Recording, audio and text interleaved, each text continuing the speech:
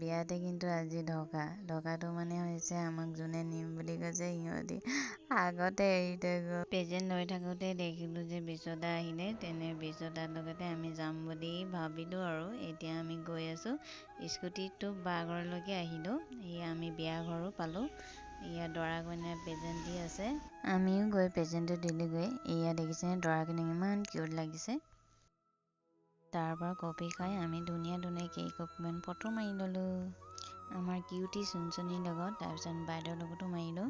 বিয়াত আকৌ চৰাইদেউ বিহু যোৱাও মাতিছিলে দেই।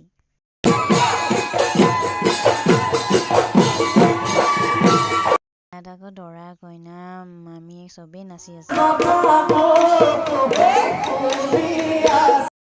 এয়া আকৌ আমাৰ গংগাও নচাত পৰা। সঁচাকৈ কইনাজনীক ইমান ধুনীয়া লাগিছে।